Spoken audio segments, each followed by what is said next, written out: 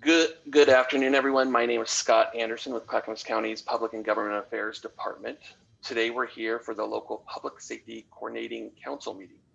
Malcolm McDonald, Director of Clackamas County's Community Corrections, is the chair of this council.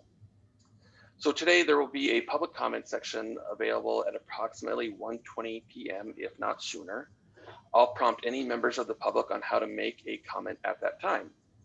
People will also have the option to send in any questions or comments via email, and we can go ahead and read those. I'm going to share my screen really quickly. You can go ahead and send any questions or comments into this email address, clacconews@clackamas.us. Again, that's clacconews@clackamas.us. If you do have a comment or question that you'll be asking in this meeting, we do ask you that you provide your name and keep your comment to less than 3 minutes. With that being said, I'll now turn it over to Malcolm McDonald. Thank you, Scott. Welcome everyone to our March 1st LIPSC meeting.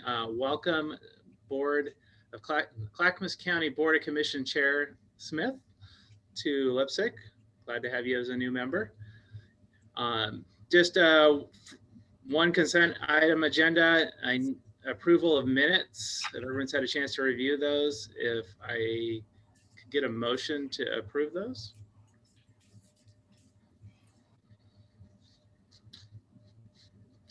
I should add to the record for the motion for minutes for January 25th of 2020. I'll make a motion to approve them, Malcolm. Second.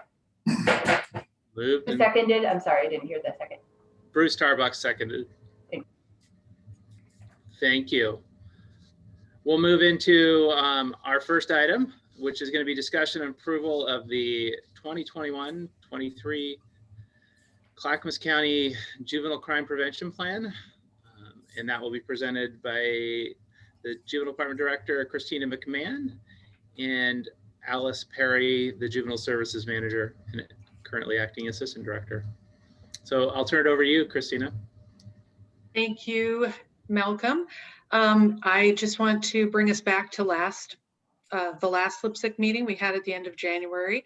We had a presentation from the contracted diversion program provider in Clackamas County, that's Latino Network, and they went through the program, the different program elements and the youth that they served.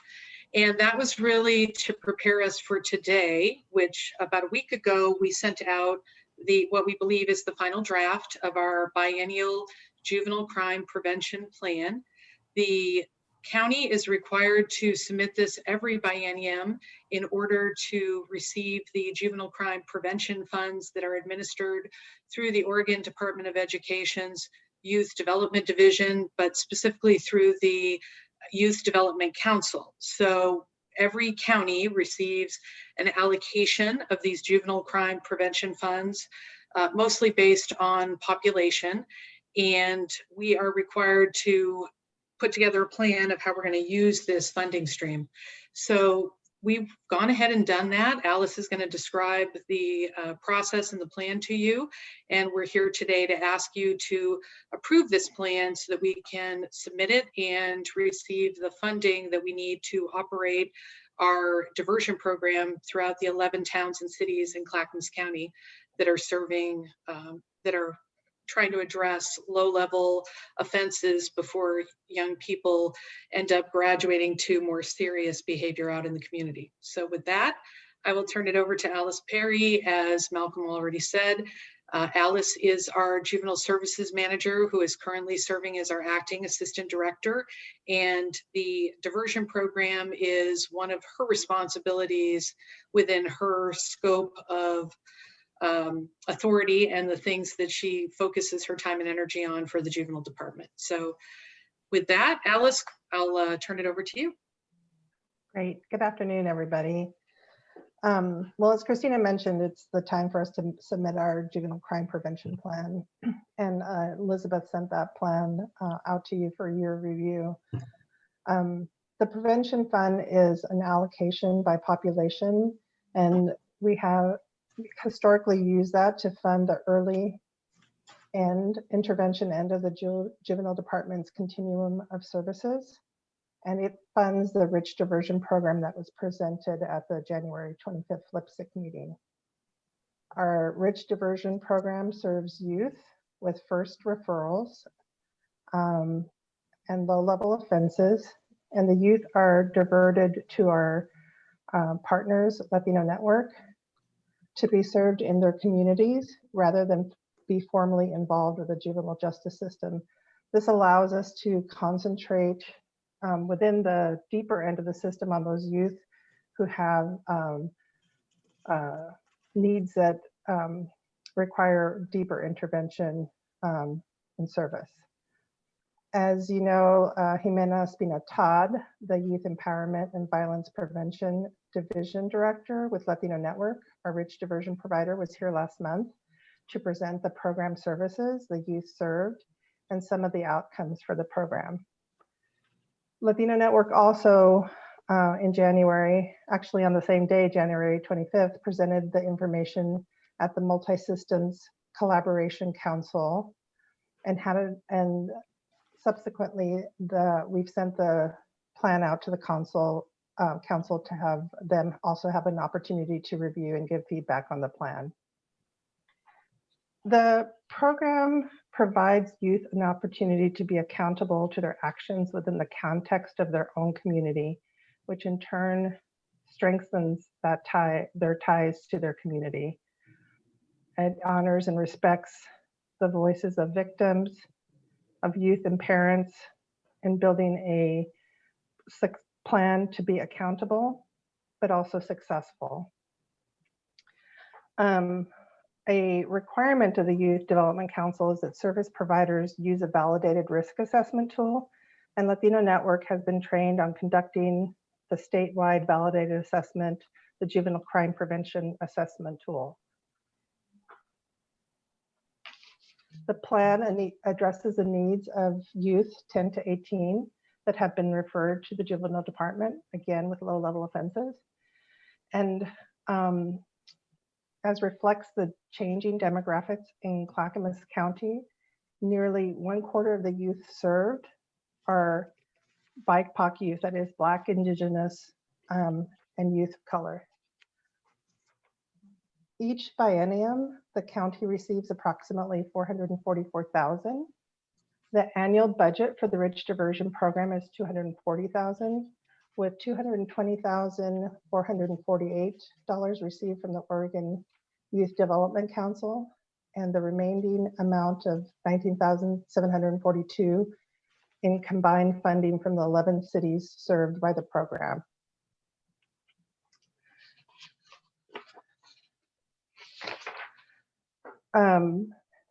In order to be responsive to all youth, but to youth that have been historically underserved, the department and including our rich diversion provider are working on different levels of making sure that our staff within the department and our providers, in this case our rich diversion providers, are trained to be responsive to the needs of youth and colors that historically have been overrepresented and underserved, and to youth who fall under the LGBTQ umbrella.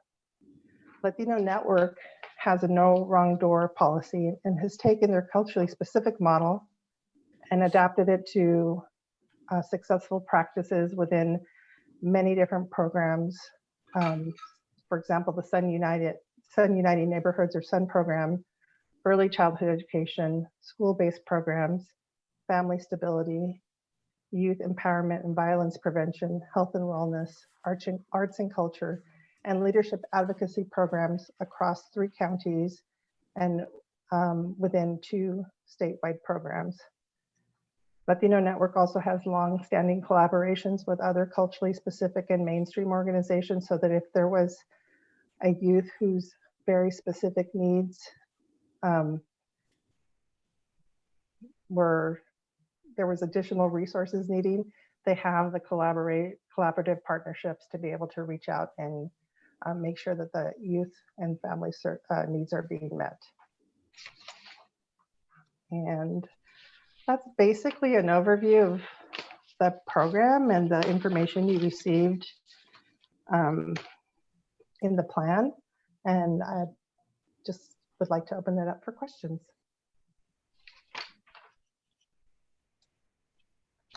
This would be the time for questions and open it up to members for discussion. Hi, Alice.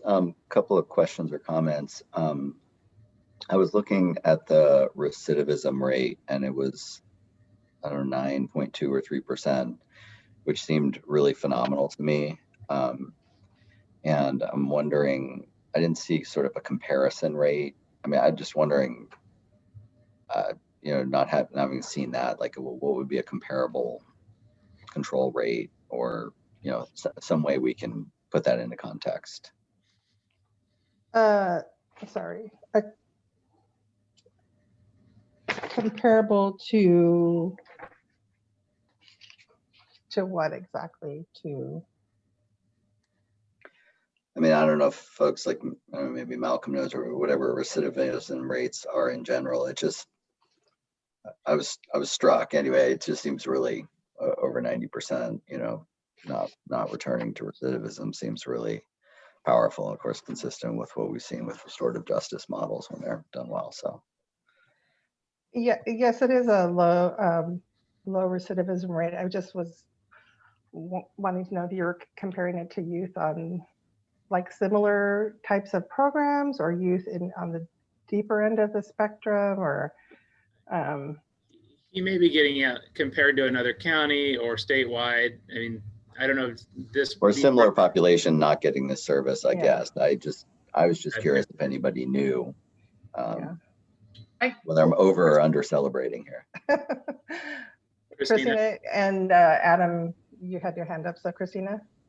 I was just going to comment that nationally, first-time offender recidivism rates in these types of programs, there's a lot of research that's been done. It tends to hover, obviously every program is individual, but typically in the 15% recidivism rate. So I would say that the program that we have going in Clackamas County historically has done better than what you tend to see on reports from a national level. But once again, every program is individual and distinct. So I don't know. Well, that still would speak to, we should be pretty happy with what we're getting from my perspective. So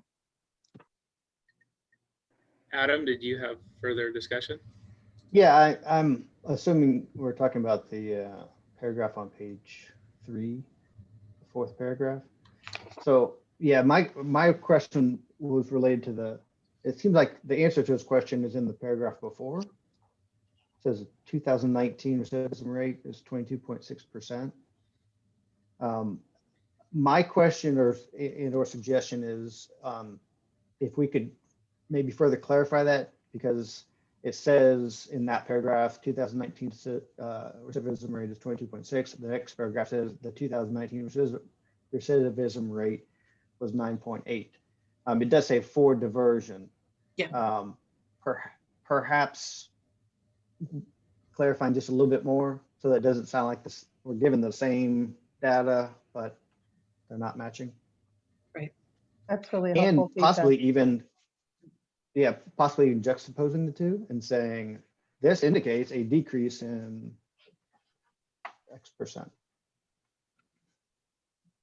That's a really good point. And just to clarify the 22.6, 22.6 is the recidivism rate for all youth, for all categories of youth: high, medium, low risk youth, youth that are referred to diversion, youth who are referred to the juvenile department for probation through the court, and youth who are committed to the Oregon Youth Authority. So the 22.6% represents all youth who are involved in juvenile justice in Clackamas County. So that obviously that's a really important point that you made because that's a much wider net that's catching a lot of different types of young people that are involved in juvenile justice.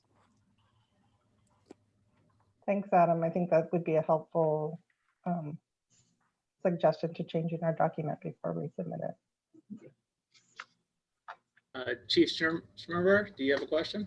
Yeah, I just have one, and I'm not sure it belongs in this report, but it would be useful to see where is the majority of disease coming from, jurisdiction-wise.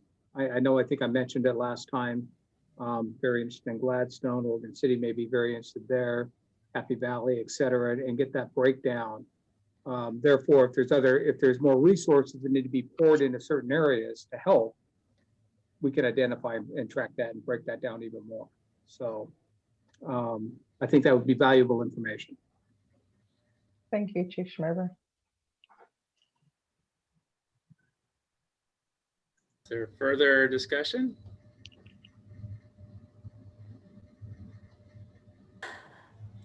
Hearing no further discussion, could we have a motion to approve the 2021 to 2023 Clackamas County Juvenile Crime Prevention Plan? I move to approve. I have a little quick, I would like to change my phone number. That's my personal cell. So how would I go about doing that? Where is it? Send that Where to is Alice? On the bottom. Oh, on the plan. Table on the Oh, on the MSC. MSC. Yes. Can I just send that to you, Alice? Yes, absolutely. All right. I'll second while I'm talking. Who made? I didn't hear the motion. Seth made the motion. Who made? I believe. Yeah, Seth made the motion, Okay. and then Adam seconded it. Very good. So last meeting, we just went with, are there any votes against from members? Hearing no votes against, the motion has been approved. Yes, Christina. I'm not voting against. I'm just going to abstain since this directly involves my department. Hearing Christina McMahon, Juvenile Director, is abstaining from the vote. That still gives us a majority vote, so the motion is approved. All right, thank you. We'll move on to our next item. I have asked for Ian Davidson from the Criminal Justice Commission, he's the Justice Reinvestment Program Manager, to do a presentation on the changes to the Justice Reinvestment application. Our timelines have changed. There's additional information. I think this will be very helpful for the group to hear. And after the presentation, we'll have some further discussion and kind of the next steps that I see that we'll need to look at. So I look forward to questions coming out of it and to Ian's presentation. I've seen pieces of it and felt it was important so we continue to move forward and be competitive in justice reinvestment applications. Ian Davidson, there you are. Are you ready to go? Hello. Yes, I'm pulling up my screen right now. While I do that, good afternoon, everyone. Thanks for having me. Can everyone see my screen? Or actually, let's rephrase that. If you can't see my screen, please let me know. Looks Okay. good, Ian. Great. So as Malcolm said, wanted to give you all a preview of where we're headed with justice reinvestment and how it will impact the next 2 years of justice reinvestment funding. There are some changes that are coming to the applications, but to make sure that we're all kind of on the same page, I'm going to go over a short little bit of history for justice reinvestment. I know me personally, I kind of live and breathe this, so it is easy for me to just assume everybody else also lives and breathes this. So I think it's important to maybe take a moment to remind ourselves what justice reinvestment is. So first up, there's principally 2 overarching goals for justice reinvestment. The first is to reduce prison usage for nonviolent offenses. And I want to stress that it's for nonviolent offenses. So property, drug, and driving. This does not touch sex or violent crimes. However, the big caveat is while protecting public safety and holding offenders accountable, because one really easy way to reduce prison usage is to release everyone from prison. But that's not what the program's goals are. The program's goals are to reduce prison usage for nonviolent offenders while holding the offenders accountable and maintaining public safety. The next one is focused on recidivism with those same while protecting public safety and holding the offenders accountable. So those are the two key metrics that we look at, is a reduction in recidivism and a reduction in prison usage. Now, a little bit of history of why justice reinvestment exists. If you'll go back with me to 2013, the state legislature had received a forecast indicating that the male prison population would very quickly cross a do not cross line, which was this red line going across horizontally. You see it's right next to that 14,000. So this red line is actually the line at which point, if it was crossed, the state would have to spend hundreds of thousands of dollars building a new prison in Junction City. And the most recent forecast from April of 2013 indicated that that line would be crossed in 2017. So the state legislature put together a pretty diverse group of stakeholders, and the ultimate result was House Bill 3194, which was the Justice Reinvestment Act. One of the things that came about from the Justice Reinvestment Act was the creation of the Justice Reinvestment Grant Program. The thinking behind it being that one of the best ways to reduce prison usage is to help counties and empower counties to supervise individuals in their communities. So instead of sending them to a sentence in prison, you're able to supervise them locally. So after that, the prison usage actually started to flatten out. In April 2017, this was the forecast at that point. So you can already see that 2017 crossing of the red line was pushed off by at least 10 years. And just to note on that, the researchers that do this forecast, they're not comfortable making forecasts beyond 10 years. So that's why we're always talking in 10-year terms. So I'll talk about this more in just a moment, but House Bill 3078 was passed in 2017 that made some changes to justice reinvestment, and among them was the creation of a supplemental grant program, which may be a grant program that Clackamas County could consider applying for this biennium. Perhaps on an offline conversation, myself and several others in Clackamas County might be able to have a conversation about whether or not that would be a good fit for the county. But I just wanted to flag that as an opportunity. And then our most recent, or actually at this point, this date is out of date, but our October 2019 forecast projected this kind of prison growth, which you can see is a decline and then ultimately a leveling off. And I should say that since this forecast, of course, a global pandemic has entered the equation. Prison usage has dropped off precipitously, but generally speaking, and I think that the takeaway that I want to instill is that the prison usage has declined. That justice reinvestment on that particular metric has been wildly successful. We have not had to build a prison in Junction City, and the state, at least for the foreseeable future, will not have to at any point in time.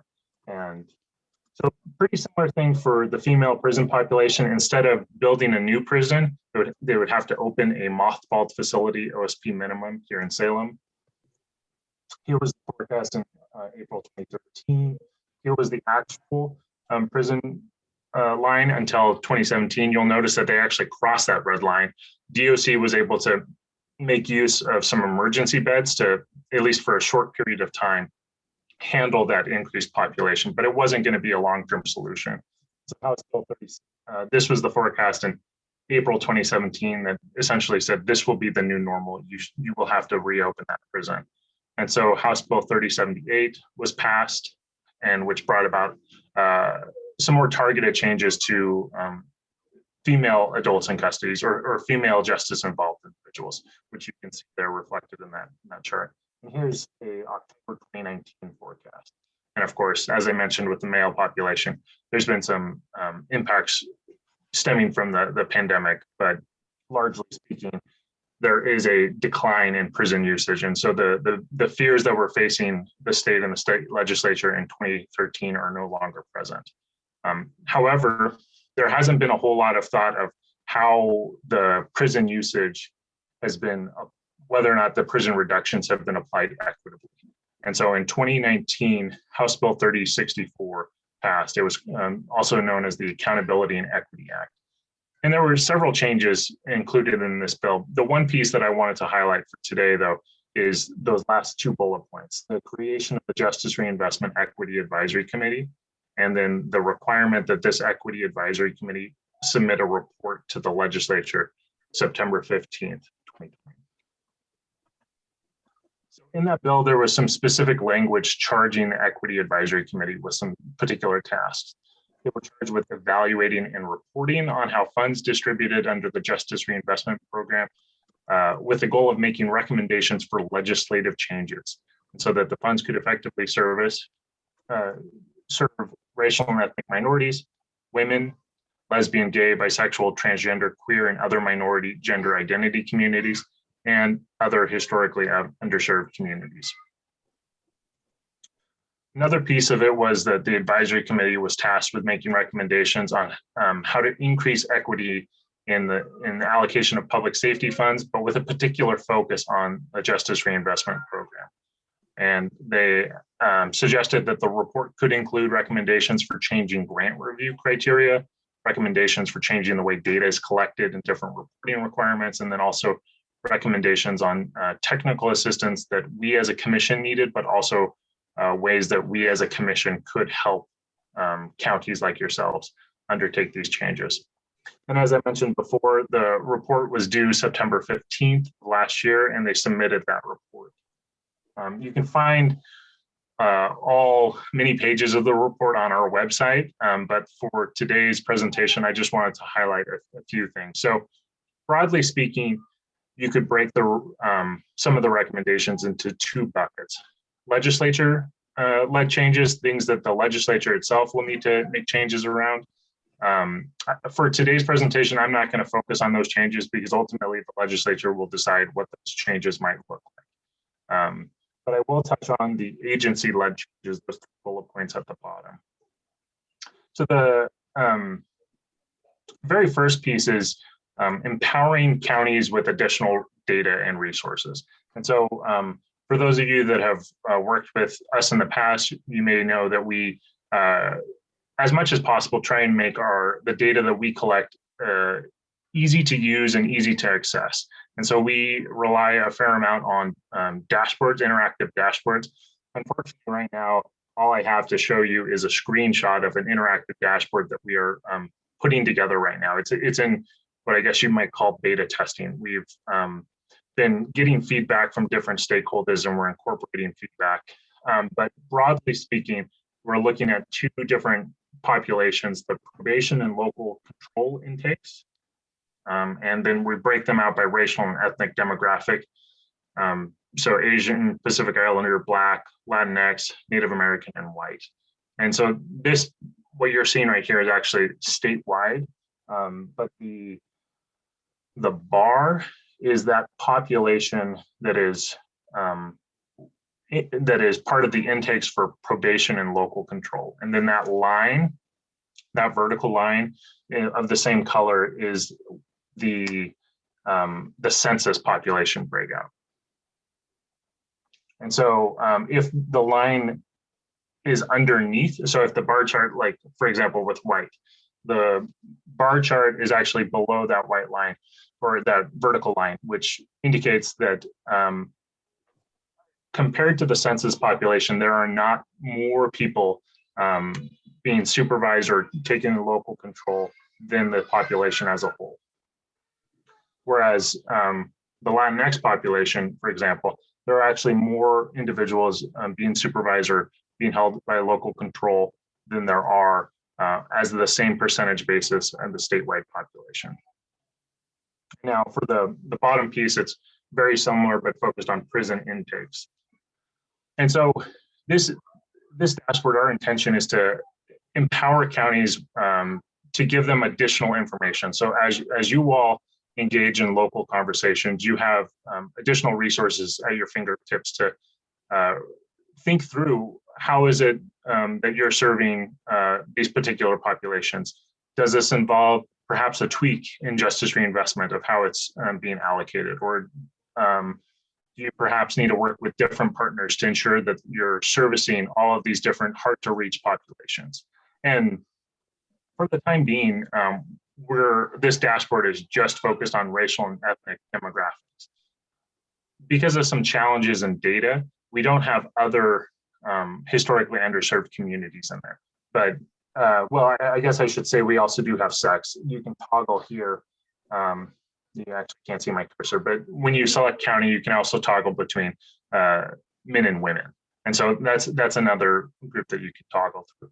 But we don't have good data on many other demographic groups. And you all will know your counties and your communities better than we will on the ground. And so in Clackamas County, perhaps there's a historically underserved community in one of the farther reaching towns because there's difficulties reaching them with transportation, or there could be myriad reasons or myriad populations that are difficult to serve. And so thinking through how you as a county can serve those individuals is a conversation that we're hoping to have. We're hoping that this dashboard will serve as a conversation piece to allow you to engage specifically with the racial and ethnic information, but you are also all aware, or at least collectively aware, of the other barriers to other groups. And so it's a start. This is something that we as an agency, and also the state as a whole, is committed to embedding equity into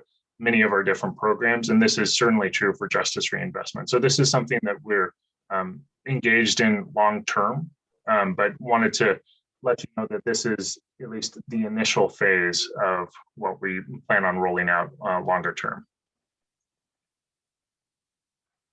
So another recommendation that came from the Equity Advisory Committee was that our timelines were just too short. That when we released our request for grant proposal or applications, that we didn't give counties enough time to complete the applications. For those of you that work very closely on the applications, this is hopefully a relief. I have been in that position before and have chafed at it. And so this serves two goals: increasing the length of the application, or not the length of the application, but the length of time that you can work on an application. One of which is to give you all more time to complete a quality application. But another piece is to allow you and the county to do more reach out to different communities and also different organizations to get their input. These applications are intended to be county applications. While a majority of the funding may go to a particular department or office, it is our hope that you all as the LPSC can engage, have a robust engagement with the community and also amongst yourselves on how to prioritize this funding. And so here on the left is the old grant timeline, which you'll see end of June, we released an application, and then ultimately with the applications due end of August. And ultimately the grant review committee, that's what the GRC is, grant review committee would meet, and then the commission makes a decision end of or middle of October. So we're lengthening out the grant application by starting April 1st, just around the corner here. And then we're actually breaking the application into two pieces. Some of this is just a result of the realities of the fact that we don't know how much money the Justice Reinvestment Grant Program will receive. The legislature has not made appropriations at this point, and historically they don't make those kind of appropriations towards the end of June or beginning of July. And so there are some things that you simply cannot answer. You can't put together a budget without that dollar figure, right? There are pieces, however, that you all as a county can start working on. And so that I'll mention this in more detail, but that's principally what that first application is comprised of. And the second application will look fairly similar to past applications with a couple tweaks I'll touch on. So I've covered a whole lot at this point. I wanted to take a break, see if there's any questions before I dive into the meat of the application.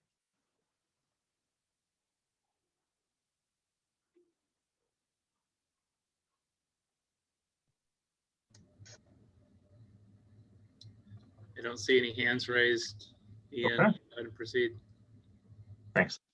So that first application, we will ask counties to be a little reflective and ask you to identify gaps that you might have in your local criminal justice system. What does your county need to be able to reduce prison usage? What about recidivism? We'll probably not put this pen to paper, but in my mind, this question is also, if you had a magical wand and you could wave it, how would your criminal justice system look different? So this is a aspirational goal. This is, if you had all the money in the world, what would it look like? Then the second piece, we're going to ask you to evaluate your how you've allocated justice reinvestment funding in the past. Are you seeing a reduction in prison usage? Are you seeing a reduction in prison usage? If not, we'll ask some additional branching questions to ask you to reflect on how your programs may or may not serve those goals, or what obstacles are you facing that are preventing the reduction in prison usage or reduction in recidivism.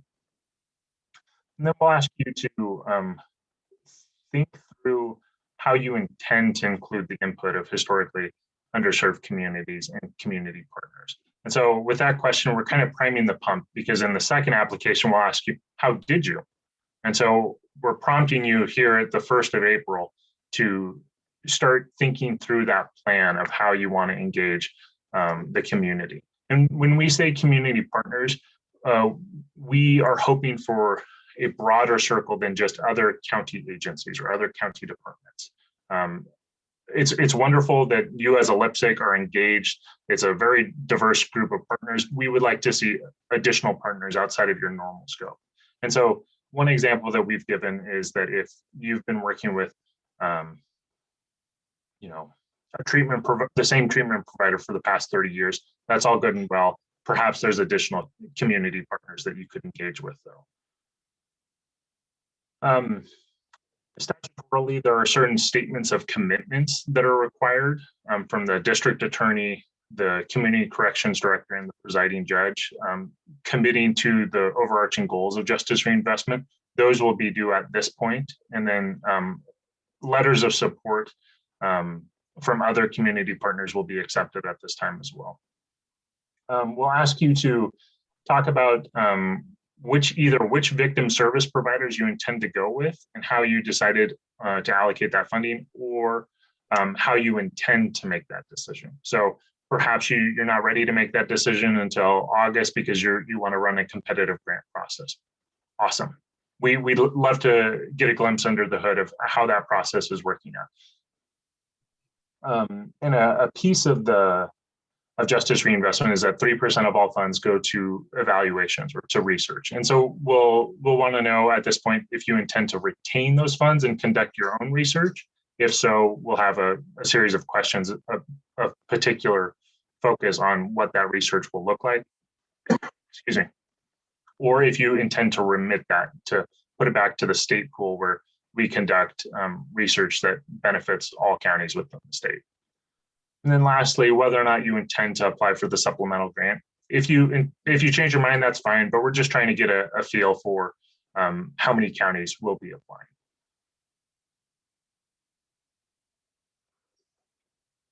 And actually, I'll mention here that, so the application for the first round is released April 1st, with applications due mid-May, and then the grant review committee will meet, take a look at that first application, and then provide feedback back to the counties. So if there's something in that first application that is perhaps a red flag, or there maybe is an opportunity for the county to improve on something, the grant review committee will then provide that feedback to the counties. We're hoping to be able to catch potential issues earlier on in the process to make sure that if we can make changes that everybody is able to make those changes early on. We don't want to catch anyone flat-footed if we can avoid it. So the second application will be pretty similar to past applications. We'll ask you to describe your overall justice reinvestment effort, and then we'll ask you to break out individual programs. And so for example, in Clackamas County, there's the pretrial program. So we'll ask you to talk about the pretrial program and answer these specific questions around that program. What is the overall goal of the pretrial program? Well, prompt you to use specific and measurable goals. Who's the target population? What evidence-based practices will you be using? What metrics will be used to measure success? Has the program received a corrections program checklist recently? That CPC, for those unfamiliar, is a evaluation tool that the Department of Corrections uses. And so if you have received a CPC recently, what were the results? Has the county engaged in any changes because of the results of the CPC? If it suggested areas for improvement, how are you planning on implementing those changes? And then ultimately, we'll ask you to identify how this particular program, in this example, pretrial, how does it meet the goals of justice reinvestment? And then you'll do the same thing for all the different individual programs of justice reinvestment. And then we'll ask you to provide a budget for the whole of justice reinvestment. And then this next set of questions are new. We'll ask you to kind of catalog the different culturally responsive practices that the county uses for justice reinvestment. One of the surprising findings of the Equity Advisory Committee's report, and I should make a note on that they were incredibly thorough. They had 2 PhDs assisting them in a quantitative as well as qualitative analysis of justice reinvestment. I think they did 50 interviews with different stakeholders from across the state. So they had a very good handle on justice reinvestment. And one of the findings that I found surprising was that many counties are already engaged in this kind of work. They might just not use the word equity. They might not use the word culturally responsive, but they're already doing this work. And so this first question here, what practices does the county use already? It's an opportunity for the county, for you all to get credit for the things that you've already been doing.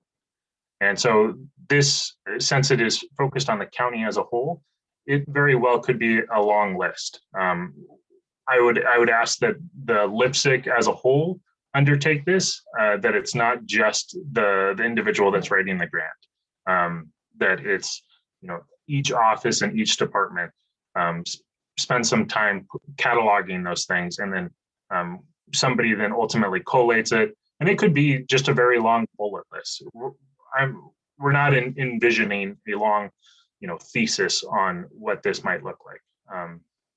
But we want to give you a chance to receive credit for the things that you're doing now. And if you'll remember, in the first application, we kind of primed the pump, asking you to state how you plan to do some outreach. And so here we'll ask, how did you do that outreach? How did you include the input of those historically underserved communities? We'll ask you to identify all consultations or attempts of outreach that you engaged in. We'll ask you to include the input of, or how did you include the input of community partners? And then we'll ask you to identify who those community partners are. So did you run a competitive process to allocate treatment dollars or victim service dollars? How did you engage with the community generally? Those kind of questions. And then we'll ask you how you intend to ensure that these grant dollars are used to promote social equity for historically underserved communities. What controls will you put in place? What metrics will you use to evaluate the effectiveness on this measure? And then ultimately, a letter of support from you all, from the local public safety coordinating council. So that, I recognize I may have gone through that quickly, but that's in at least a broad sense is the new justice reinvestment grant application. There may be some additional particulars fairly similar to past grant applications, but wanted to preview at least the most substantive changes. So we recognize that this is something new. So Along with the grant application, we will be unveiling what we're at least internally calling an equity toolkit for counties. Some of it will just be going over simple definitions. What is equity? What is culturally responsive? What are culturally responsive services? How can you embed equity in your decision making? Why does access matter? So, and then we'll also have some example programs, because sometimes it's helpful to look at how peers are doing things. So we'll provide some of those examples. We're envisioning this to be an iterative process. And so we're working under a pretty tight timeline. So we're gonna have as robust of a toolkit as possible at launch, but this will probably be something that gets built out with time over the ensuing months and years. And then the last piece is less focused on justice reinvestment, but maybe a bit more broader in scope. So one of the recommendations was that we as an agency undertake long-term equity evaluation of Oregon's criminal justice system as a whole. The Oregon Criminal Justice Commission in statute is to develop a state criminal justice policy and comprehensive long-range plan for a coordinated state criminal justice system that encompasses public safety, offender accountability, crime reduction and prevention, and offender treatment and rehabilitation. And so we, for the past several years, we've kind of used the Justice Reinvestment Program as that comprehensive long-range plan. We intend to undertake a genuine development of a comprehensive long-range plan here in the ensuing months and years, but we also recognize if it's going to be done well and in a thoughtful manner, it's going to take time. So for this biennium, there won't be any impacts, but in future biennium, depending on what our stakeholder outreach and ultimate look of the plan looks like, future justice reinvestment or future grant programs from the Criminal Justice Commission may be impacted through a statewide comprehensive criminal justice plan. And so that concludes my presentation, but I'm happy to answer any questions.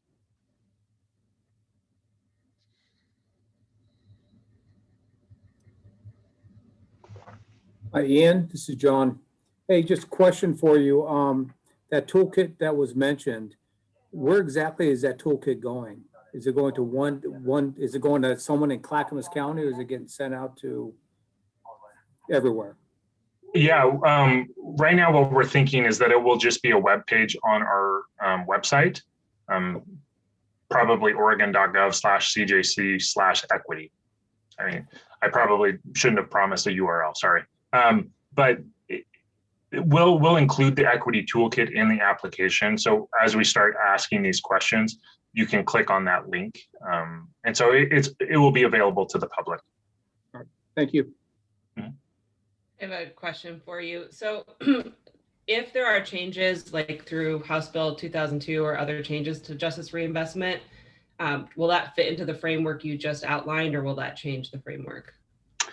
I think broadly speaking, the framework that we've developed will handle any sort of legislative changes fairly well. The biggest impacts will be around the budget. And so depending on which bills pass or perhaps which compromise bills pass, it could certainly have an impact on that second application, specifically around budgets, depending on how much money the legislature appropriates to county programs. But broadly speaking, I think our framework that I just detailed here is resilient enough to withstand any sort of legislative changes. Great, thank you.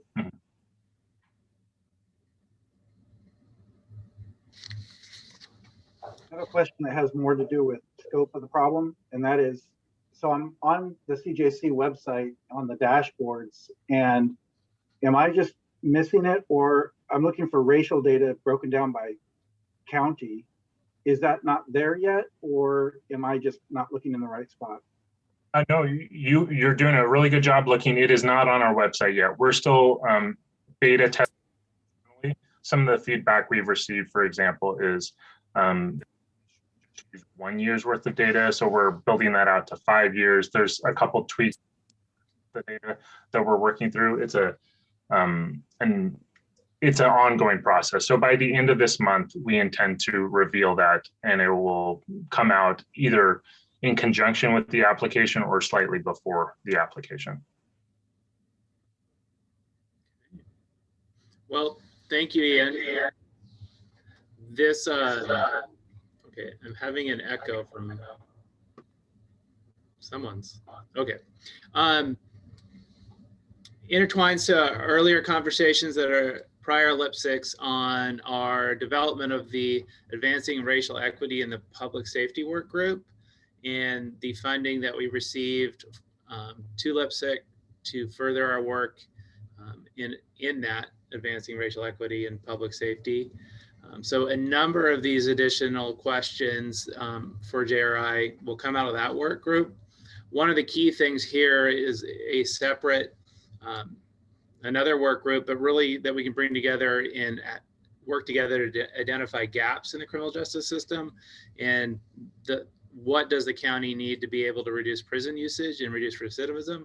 So having those conversations and putting that together for that first application content and building off of that. So I'm looking to the group to who those individuals would want to be and moving that forward, that piece, and other discussions, items, or concerns about the process, or where we see we need, is there another work group that we need outside of that? I see the two working in tandem as we move the racial equity and public safety piece forward in intertwining the questions that are asked, but this second work group to talk about gaps, what do those look like? And as Ian said, it is a magic wand scenario. What do we see? But also I think it spurs good discussion of where we've been, what programs we've had. Just for an overview, historically, the Justice Reinvestment money has went to expanded Correction Substance Abuse Program, or Clackamas Substance Abuse Program, CSAP, that Community Corrections operates, and to the current pretrial program, and also to fund some work towards short-term transitional leave individuals coming out of prison. Those were then the primary, most recent, the last two bienniums where the funding has went. So quick overview there. Have I sparked some additional discussion, questions, thoughts from LIPSIC members? Hey, this is Ann Leininger. I'd like to jump in briefly and say I like the idea of having a work group to identify potential gaps and potential ways to augment our meeting of the goals, particularly as we just heard expressed from the CJC. And so I'd love to participate in any way to be helpful in that. I also have adult drug court staffing that starts right now, so I need to leave, but thanks everyone for a great meeting. Thanks to CJC for that helpful information. Thank you, Judge Langer. Christina McMahon has her hand raised. I actually had a question for Ian related to this whole focus on equity. The way you described it, Ian, is beyond racial equity. Obviously, that's the center of a lot of areas involving gaps. But you also talked about historically underserved populations, women, LGBTQ plus community members. And I know in the juvenile justice arena here in Clackamas County, we're doing some work to try to address the gaps in services to LGBTQ plus kids. And one of the big barriers to trying to figure that out is data. We don't even, as a system, and I don't want to speak for the adult system, but I'm pretty sure it applies across. We don't have staff that are trained on knowing how to even elicit that information in a respectful, affirming way, how to make sure that we are capturing important decision points or service points. That's a whole, we're looking at ways that we can get technical assistance to try to figure that out in the juvenile justice area. So I'm wondering, in the work that CJC is doing, is there anything that you have on the horizon related to technical assistance for gathering accurate data for the LGBTQ+ population? Because I know DA Wentworth asked you about whether or not you were going to have racial data on the website, which is wonderful that you're going to have that. But if communities are going to try to holistically look at serving under populations, this is a particular population that's very, very hard to wrap data around. And in the absence of data, we tend to underestimate or completely overlook. So just wondered what CJC is thinking about in that regard. Yeah, that is a significant hurdle. We would love to have access to better data. At this point in time, we don't. And so it is, I very much empathize with the challenges that you all are facing in that regard. We're thinking through how we could perhaps get our hands on better data. I mean, frankly, there's not an easy solution. Otherwise, we would have found it already. And so I know that's something we're keenly aware of and our researchers are thinking through, especially other historically underserved communities as well. Yeah, it's difficult. I'll just say that.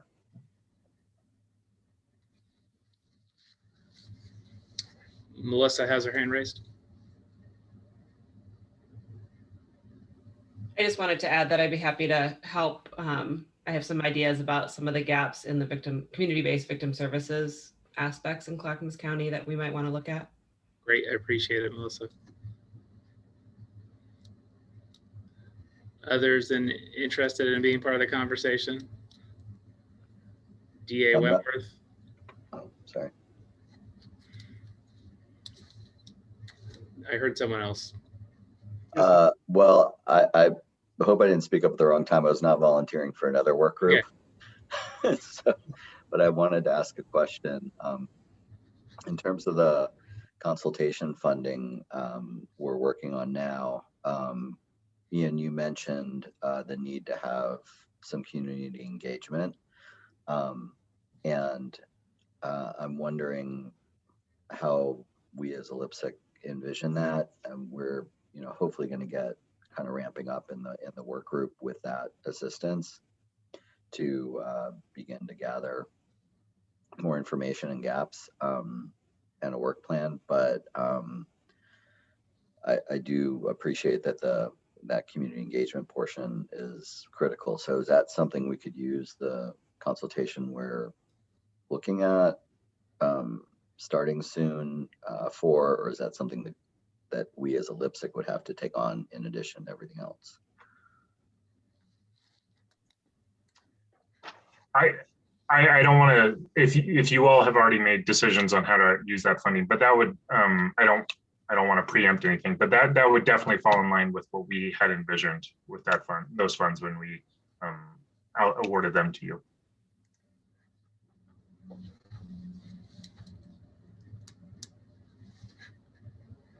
Christina, did you have your hand still raised? Oh, I just don't know how to unraise it, I guess, but no. If you think I can be of help to you in the work identifying gaps, Malcolm, I'm happy to try to help. I don't know if I can really contribute as much in a meaningful way in the adult side, but I can try. So I think you certainly maybe, because we've over the years talked about how we measure those that come out of the youth system straight to the adult system, and being able to look at that. So there may be some gaps to look out there. Is there anything, Ian, that would, focusing a little bit on the juvenile side with this? I know CJC is typically looking all on the adult side, but is there anything that you have to add on that particular topic? We won't tell you not to do it. Justice reinvestment historically has been focused just on adults. So perhaps the nexus of the two, but I also, you all could entirely do a whole juvenile thing and it wouldn't be a problem for us. It just wouldn't receive justice reinvestment funds. Yeah, I do think there is some looking at the age 18 to 25, 18 to 20 on the adult side. There's some importance there, and there's often a how we best address that. And sometimes that is reaching out to the juvenile side, who have a lot of expertise in that 18-year-old, 19-year-old age range in there. Okay, anyone else that wanted me to add to the list of coming together to talk about kind of gaps in the local criminal justice system for this purpose? Bruce, are you volunteering? Thank you, Bruce. Very good.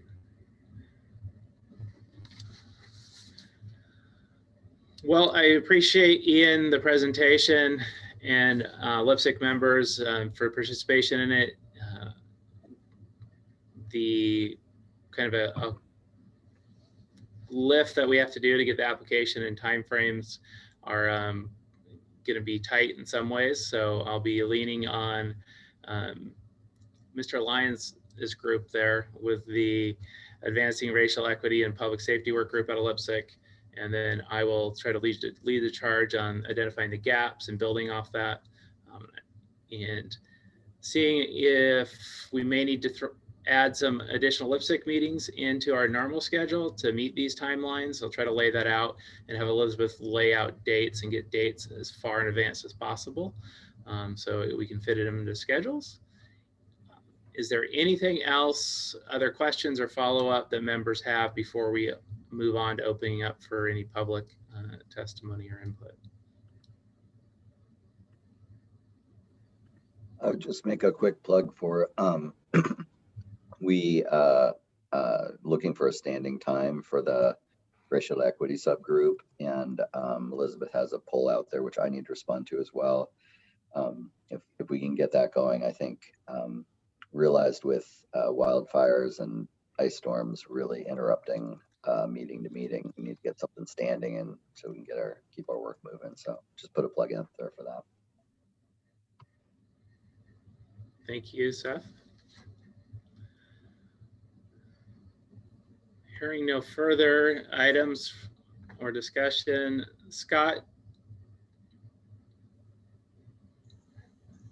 could we move on to if there's a request for public? Yeah, so at the beginning of this meeting, I mentioned that there will be time for public comment. Now is that time. If you have a comment you'd like to make, you have two options. You can raise your hand in the chat and you'll be able to make your comment. You won't appear on screen though, but this council will be able to hear you. Or option number two is to send in your comment to our email address at clacconews@clackamas.us. I do not see any emails in there currently. So if any attendees would like to make a statement, please be sure to raise your hand and keep your comment to under 3 minutes. Does anybody from the attendees have a public comment? No one is raising their hand, so it doesn't look like we have any public comment. So Malcolm, we'll turn it back over to you. With nope. Chair Smith, did you have your hands up? I apologize, it blended in with the background. That was a mistake. Sorry about that. No worries, it keeps me on my toes. Thank you. Yeah, there you go. Hearing no further items for discussion, and we've completed our agenda, no public comment, I will adjourn the meeting. Thank you all. Everyone have a good day. Thank you very much. Thank you, everybody.